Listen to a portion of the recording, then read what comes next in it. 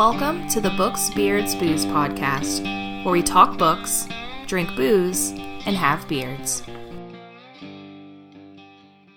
All right. As always, I am Bob of Tales by Bob. And I'm Derek of Beauval Vale. Of where? Beauval Vale. Beauval Vale. Say that 3 times fast. Beauval Vale, no. As always, we come to you to bring you the best in all things books, beards, and booze. What are you sipping on booze-wise, Derek? The last little bit of my larceny that I bought weeks ago. It's so good. It's good, but I'm about done. You done with it? That was a big bottle. Yeah, and it's been just sitting there because I ain't been drinking it. I'm sipping a Cider Boys Peach County. It's their peach apple hybrid hard cider. Have you ever considered not drinking something peach? Like, what is you in peach? It's been a weird thing here lately. Yeah. I've had a lot of peach. I feel like maybe you should approach a better flavor, like not peach. While I was at, they didn't have the Mad Bark. That's what I really wanted. Their like apple cinnamon, and they just didn't have it at the liquor store I was at. Yeah. That's what I wanted. Oh well. I also tried to find some Stills Crossroads for us to drink more of this week, and was unsuccessful. I found one place that had the Stills Crossroads 100 proof. They wanted $40 for that bottle, and I asked around a little bit. My roommate worked at a liquor store, and he said that when it first came out, all the Stills Crossroads stuff was pretty expensive. And then after a few years, the price dropped pretty significantly. Because I was like, man, I just bought a bottle of that peach for like $12, I think. And I was like, I'm not going to pay $40 for a bottle. I realized this was not from the ABC store. It's from a liquor store. I'm not paying $40 for this bottle. And he was like, yeah, that liquor store, they bought it when it was expensive and they just refused to come down on the price. So... But the hunt continues. I am trying to find some more of the Stills Crossroads. May just have to ride out there to their distillery, and that's really what we should do. It's the same thing about that, what was it, Duality Distilled? Or whatever it was in this Georgia. week, I will try and reach out to the Stills Crossroads people and see. I think they might do tours. See kind of what the deal is there. Maybe next Friday we could ride out to there, do a little field trip. Maybe. That'd be cool. Our first Books, Beards, Booze real field trip. Well, I feel like we should, for old time's sakes, just our first field trip should be just over the state line to get 40s. That's not a bad call. We've done that a time or two. Yeah. We should have done that when Brandon Master Ryan was in town. I didn't think about it until just now. We wouldn't have had time, but it would have been poetic. That is very much a thing that we would do. Yep. Huh. Well, all right. Well, let's dive in on our news. Let's tackle beard news first. I just have a little snippet. Publix is now going to start allowing beards on its employees.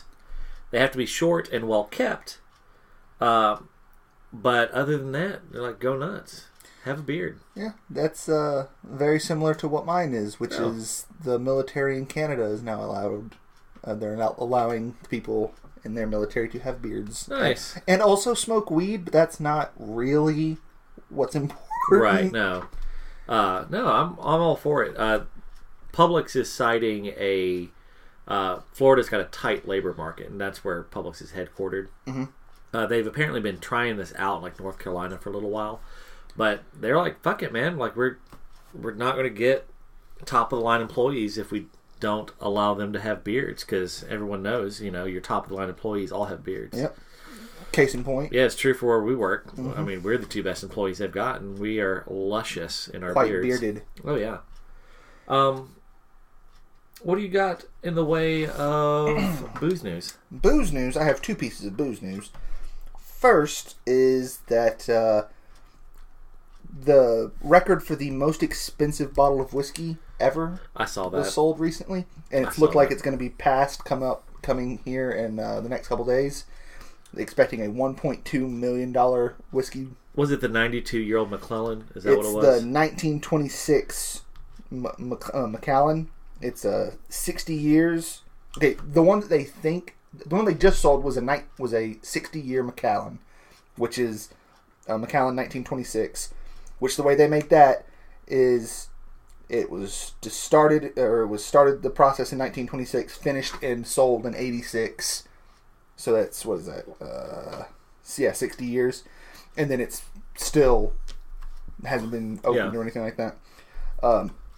But they only made 40 bottles of that. Yeah. That's all they made. But now they also, when it came out, they released 12 with special labels. Okay. From the artist Peter Blake, who drew the cover for the, what was it? Sgt. Pepper's Lonely Hearts Club Band album.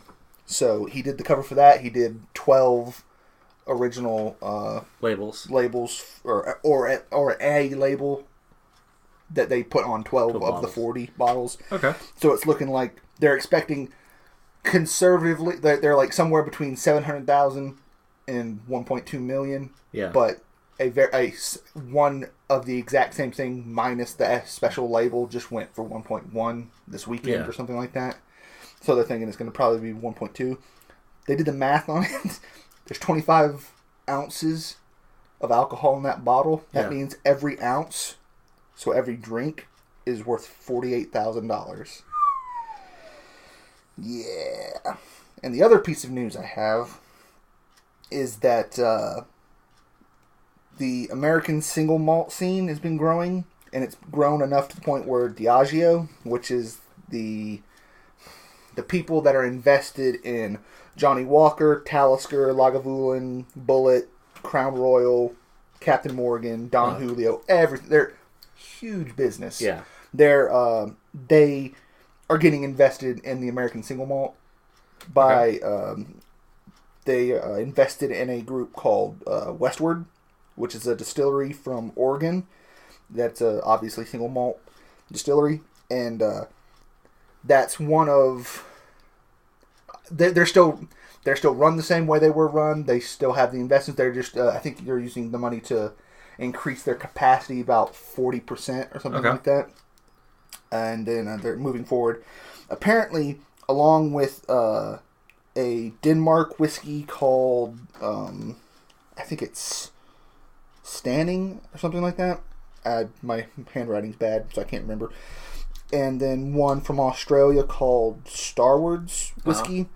They're three of the most popular current New World whiskeys. Yeah. In quotation marks. And all three of those are now bundled under Diageo's portfolio. Okay. So, it's pretty interesting. Neat. My bit of booze news. So, taking it on a somber note here for a moment. So, the World Health Organization said on Friday that drinking too much alcohol killed more than 3 million people in 2016, mostly men.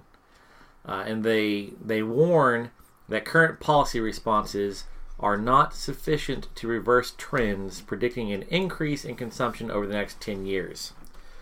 In a new report, the World Health Organization said that about 237 million men and 46 million women faced alcohol problems, with the highest prevalence in Europe and the Americas.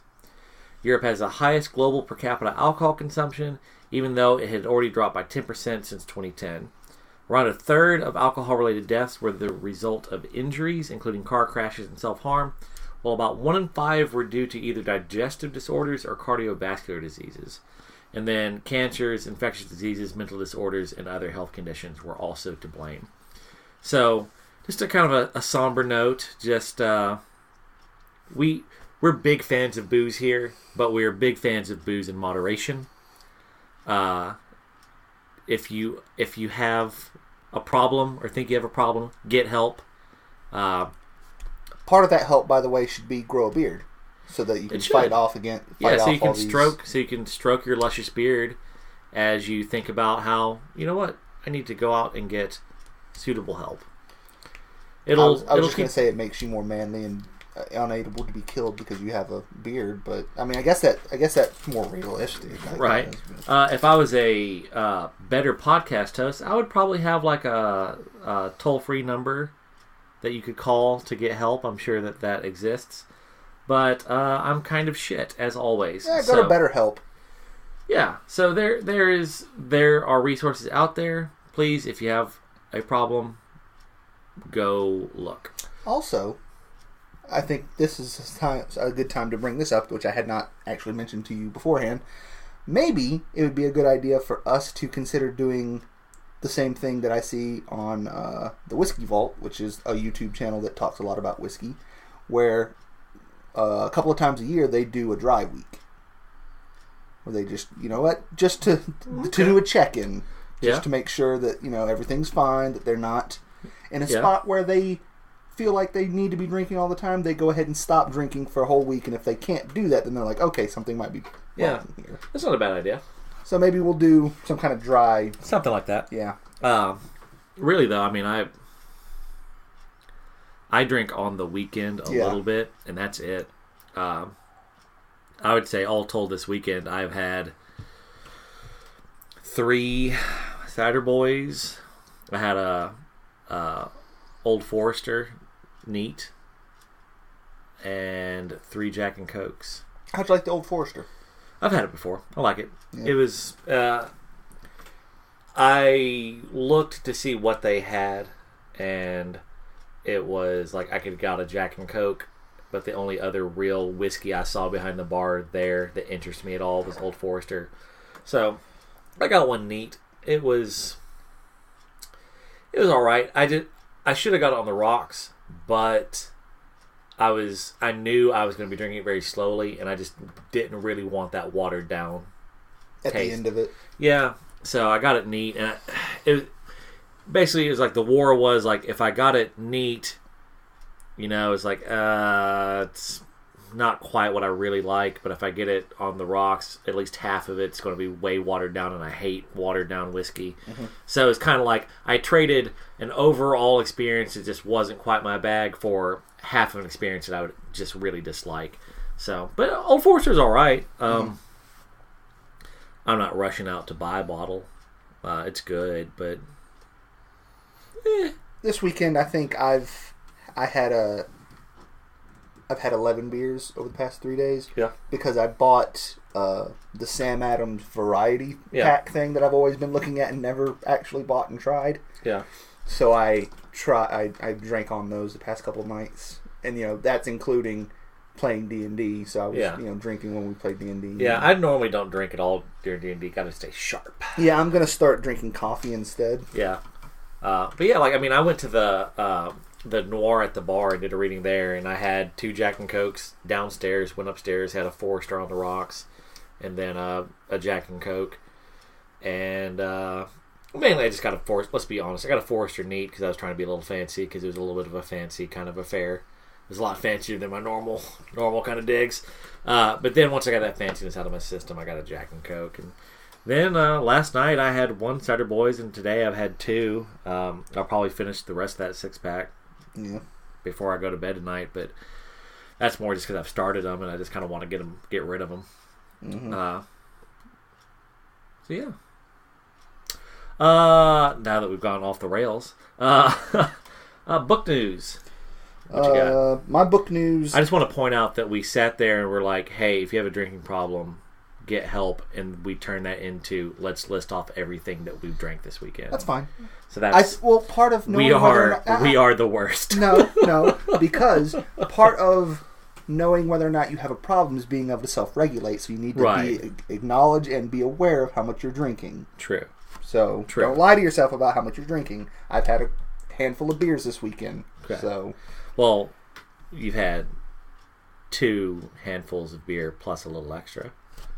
It's 11. You had 11. Yeah, 2 and 1. Yeah, because I still got one in the house. Yeah, two handfuls and a toe. Anyways, so my book news is that I found a list on Tor.com that was new genre bending books coming out next month. Uh-huh. So in October, I read through the list. I suggest if anybody's interested, especially in horror. A lot of horror stuff on those lists. Mm-hmm. I love the horrors. Yeah, so I would definitely... So I would go check that list out. I wrote down just the 2 that I thought were most interesting. One was called The Quantum Magician by Derek Kunskin or something like that, but it's got the U with the dots over it, and I don't remember how to say that. The umlaut. Yeah. That's the basic premise is that a genetically flawed super genius becomes the universe's greatest con man and takes a job that will either get him killed or become the next step in human evolution. Okay. Or cause the next step in human evolution. There's more to it. I just shortened it down.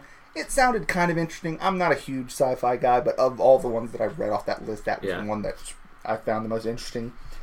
Other than the book that's coming out called Slender Man, which is written by Anonymous, and it's exactly what it sounds like. It's a book.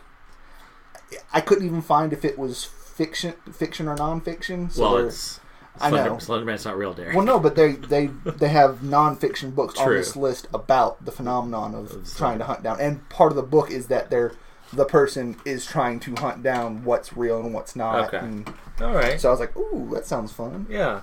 Interesting. My news is very tangentially related to that. So, you remember R.L. Stine, right? Of course. Yeah. Fucking Goosebumps. Mm-hmm. Fucking Fear Street. Never actually read Fear Street, but I read a disturbing number of Goosebump books. Did you know at his peak, he was writing one Goosebumps and one Fear Street novel a month. Ooh. Yeah. He would write one every 2 weeks. Jesus. Yeah. Churning them out. But anyway, so he did an interview with Medium that was really good. Read it. And he talked about his career and like they asked him like, so when are you ever going to like retire? And I liked this quote. He said, I don't think authors retire. I think of Robert B. Parker, who just dropped dead on the keyboard. I think that's the way to go. Anyway, I just signed up to do 6 more Goosebumps books. Maybe some of them will be posthumous. I don't know. Wait, so he's still doing Goosebumps books? I didn't actually realize that. I didn't either, and that's why I included this. But he's slowed down a lot. Like in the 90s, he was doing like $2 a month minimum. And he's now slowed down. He does, I think he said he does like 4 or 6 Goosebumps books a year now or something like that, and like 1 or 2 Fear Streets maybe. Yeah. So, yeah, old RL. That's a name. That's a blast from the past. Coincidentally, I think I read on the list of names that I was looking at the article that named an author that I read when I was growing up that was similarly in that vein. Yeah. But that just reminds me of that. I recommend that everyone go read that interview. It was really, really good. I read some of those, a couple of Goosebump books. My brother read a lot of Goosebumps and a lot of Fear Street. I don't think I ever tried a Fear Street. I think you were a little young. Like when Goosebumps was at its peak, that was more, and I'm 3 years older than you, I think. So. How old are you? 30. What year? 33. No, you're 33. 2 years. Yeah. So, I mean, you were not far off, but I think kind of the hype had died down a little bit by the time that you were really getting... I mean, my brother had a whole bunch of them, so I read some of them, but... But there was a point, man, that, you know, kids were all about it. You know, you had to have that Goosebumps book. It came out every month, you know. I was in the fan club. I know. I remember the hype because I was still in the those Scholastic book fairs. Yeah, and that was all the rage. Oh yeah. So. Well, what do you say we cue up this harmonica? Okay.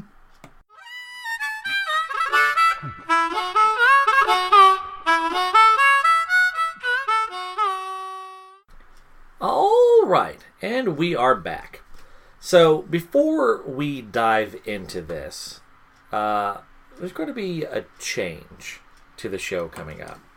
We've sat down and we've discussed the direction of this podcast, and for those who are regular listeners, you'll know that this is a short read tall glass week where we're going to do a deep dive on a short story. Well, we got to thinking about it and talking with some of our fans, and for example, Superfan Tanya, our biggest fan, has missed some episodes. And she said the reason why is, she's like, God, I haven't had time to read the stories, and I don't want to listen to it till I've read the story. And that got me thinking, it's like, you know what? Every other podcast in the world doesn't have a homework assignment. Ours is the only podcast I've ever heard of that has a homework assignment. And let's be real. Every hurdle you add is this going to drop your listeners. And I think long term, this hurdle has been hurting us. Mm-hmm. So This is going to be our last regularly scheduled short read Tall Glass episode. Now, we are still going to be doing short reads, Tall Glasses, because I think it's a great concept. I love the idea. It's a book club for people who don't have time for books. But it's not going to be a required task for this podcast. Short read Tall Glass episodes, we'll probably just do like one a month maybe, and it'll be a bonus episode. So, and all we'll do on it, we won't dive in on news or anything like that. It'll only be about the story. And we'll probably bring back where we talked about like facts about the story, kind of bring back that older format that we used to do. Yeah. And just do a one a month bonus episode for people who are really in it. It gives you a month to read it, but it's also a bonus episode, so if you don't have time to read it, you can listen to it whenever, once you've had time to read it. And so going forward, it'll just be every episode's going to follow the same format. We'll start with news, and then we'll dive into either a book battle or an interview. Shenanigans. It won't be a book battle every week. We're going to keep doing book battles every other week, because fuck, they're hard to come up with ideas for. And, but yeah, so that's how things are going to go down. But we have a short read Tall Glass this week. We do. Carnival 9 by Caroline M. Yochim. I probably mispronounced that name. Because you can't be bothered to look up the pronunciation like a professional like right, me. I really can't. But this was nominated for a Hugo. And that's why we selected it. We were like, hey, we're going to read all the Hugos, all the Hugo nominees for short stories, and just see how good they are, and then we'll vote on our own. So, yes, we will be doing that in the bonus episodes. We're going to keep that going because I really like that idea. And I think we're going to do that every year. Every year we'll just read all the short stories for the Hugos, and we will award the BBB Hugo. The Bugo. The Bugo, yeah. The Bugo. But yeah, I liked this story. Buzo. The Buzo. Oh, we could do our own awards every year. Favorite novel, favorite short story. The Buzo. Yeah. Anyways, what were you saying? I like the story. I like it a lot. Yeah, I like the story a lot. I like it more than the story that won. So do I. So far. Yeah. It's real good. I can't take credit for this, but when they said it, it made perfect sense to me. But someone was like, if you've ever read the Spoon Theory of Depression, have you ever heard of that? The Spoon Theory of Depression is, imagine, I'm going to fuck this up, but imagine that you wake up one morning and you have 10 spoons.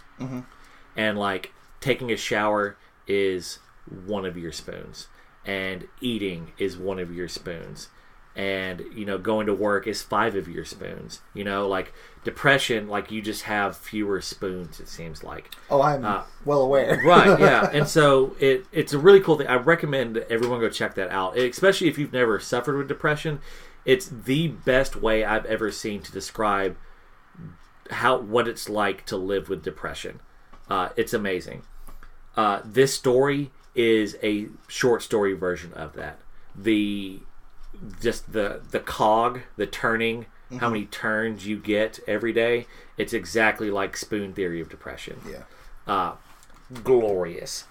This is one of the best world buildings in a short story I've ever seen. I mean, it's a complete self-contained world in this story.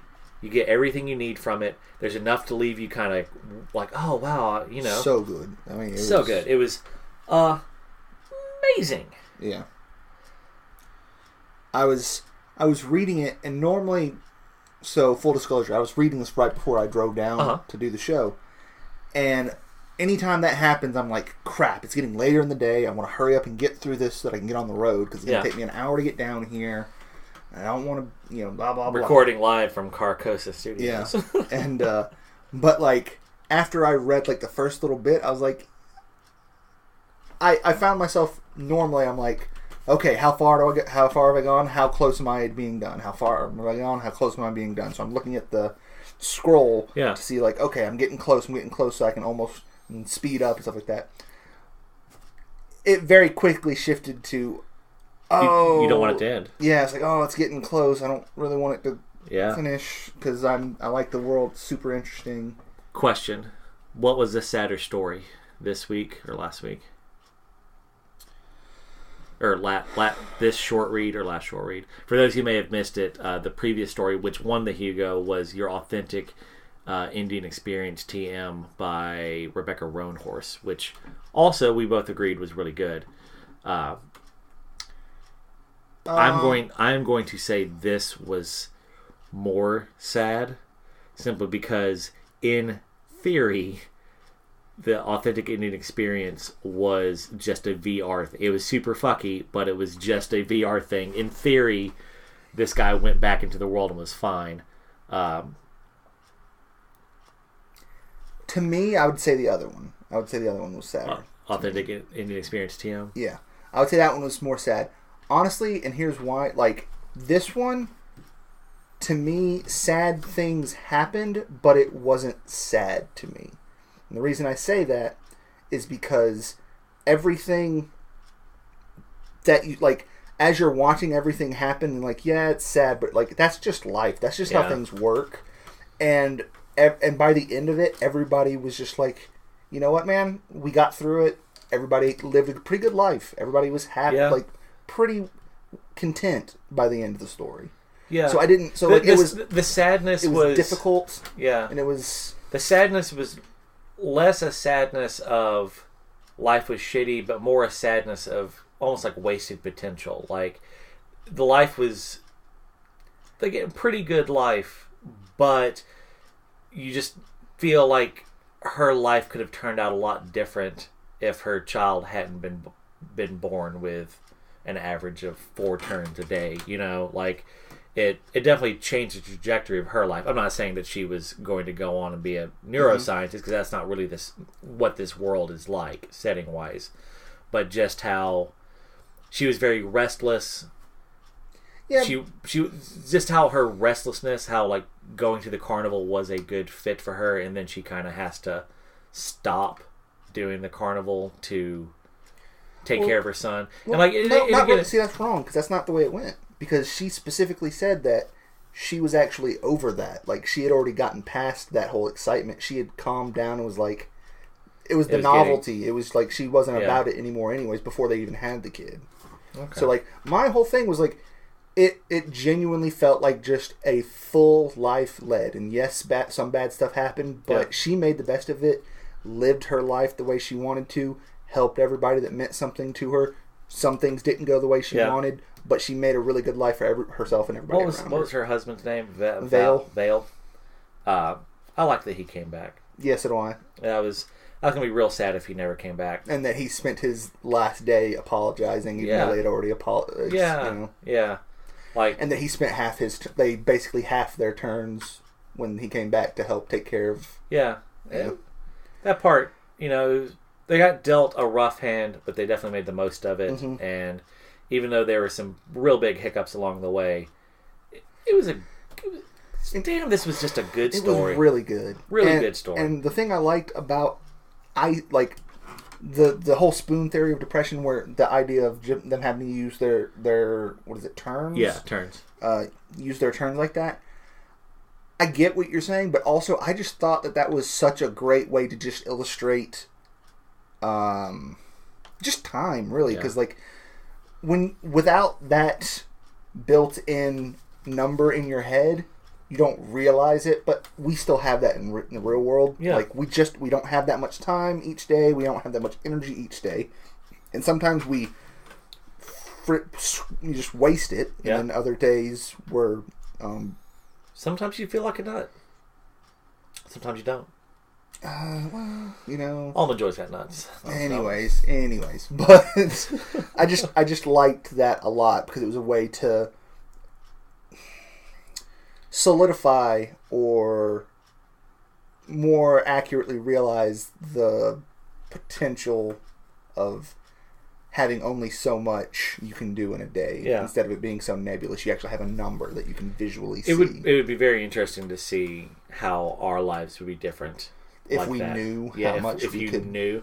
But to a degree, we do kind of know, but not to this degree, obviously.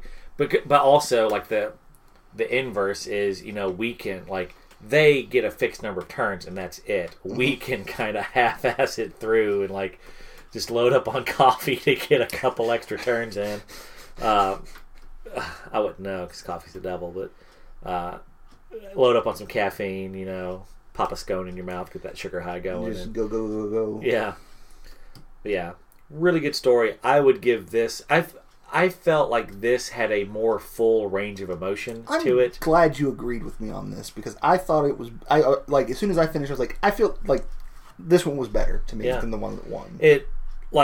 Don't get me wrong, the one that won was still good. Oh, yeah, no, it was an amazing story. Well, see, again, you thought it was amazing. I thought it was good. I didn't think it was amazing, but it was good. I thought it was amazing. But this one, This is just better. It's got a fuller range of emotion, which is hard sometimes to encapsulate in such a short work. It really runs the gamut, And the main thing, though, I think what really pushed this over the edge was the world building. Yeah, which is really important because we're doing science fiction and fantasy. Yeah. It's hard to give that much world building in a short story, which is why I have problems with short stories that are science fiction and fantasy, because it's like you don't have much room to do it, but it's also the most central part of those genres for the most part. Well, it's like your authentic Indian experience. But it did, but the thing was, it was set in our world, and it used VR, which anyone who's read any sci-fi fantasy they are familiar with the concept of VR. So it took two elements that everyone knows, kind of blends them together. So there was world building there, and it was done well, but it just wasn't really breaking any new ground. Yeah. It created a whole world out of whole cloth without being just info dump. It was worked into the story organically, perfectly. It was paced well. It was just really good. It was really good. If you've been sloughing off on your short read tall glasses, this is, of the ones we've done this season, this is definitely the one to read. And I like that the people in it weren't human, but they were probably some of the most human characters I've read in a short story in a long time. Yeah. Just particularly when her son picked out the heavier arms. Yeah. And she was like, I'm going to let him have what he wants, but I know this is going to make it even harder for me. And she felt a little guilty for wishing he would choose lighter arms, but then was like, well, we're just going to make it work. Yep. We're going to make it work. Do what we can. So good. God, it was good. Got anything else you want to add? I really like the last line. Or the last paragraph, I forget. I don't print it off either. But I remember that, because you mentioned that you tended to use the last line as your favorite. Like I think the last paragraph was like 2 or 3 lines. And that was my favorite part of the whole thing. Okay. It was just the very end of it. Yeah. I think my favorite part, weirdly, like the thing that kind of stuck with me the most, was when she meets her mom.